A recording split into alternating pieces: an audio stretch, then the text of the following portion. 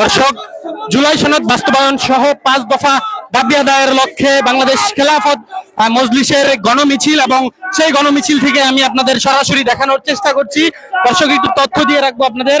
জুলাই সনদ বাস্তবায়ন সহ যে 5 দফা দাবিগুলো রয়েছে তার মধ্যে অন্যতম একটি দাবি হচ্ছে পিআর পদ্ধতির বাস্তবায়ন এবং গণভোট, এবং জাতীয় পার্টি সহ যে 14 দল আওয়ামী লীগের সাপোর্টার ছিলেন তাদের পুরোপুরিভাবে তাদের রাজনৈতিক কার্যক্রম বন্ধ করার দাবিটি আসলে রয়েছে। এবং এই দাবিগুলো নিয়েই তারা দীর্ঘদিন যাবৎ বিভিন্ন সংবাদ সম্মেলন এবং বিভিন্ন সমাবেশ করে আসছিলেন, এবং আজকেও ঠিক সেই চিত্রটি কিন্তু দেখা যাচ্ছে।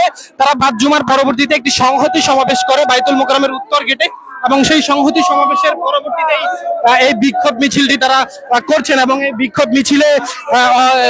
বিক্ষোভ মিছিলে রয়েছেন বাংলাদেশ খেলাফত মজলিসের যেই আমির মাওলানা মাহমুদুর রহমান, তিনিও কিন্তু এই খেলাফত মজলিসের মিছিলে রয়েছেন, এবং তিনি প্রথম সারিতে থেকে এই বিক্ষোভ মিছিলটি পরিচালনা করছেন। এবং দর্শক, দেখা যাচ্ছে খেলাফত মজলিসের যে নেতাকর্মীরা রয়েছে এবং যারা সাপোর্টার যারা রয়েছেন তারা বিভিন্ন স্লোগান দিচ্ছেন, এবং ঠিক রিক্সা রিক্সা স্লোগানে তারা এই পল্টন মহাসড়কটি উত্তাল করেছেন। এবং দর্শক, সেই চিত্রটি কিন্তু আমি আপনাদের সরাসরি দেখানোর চেষ্টা করছি।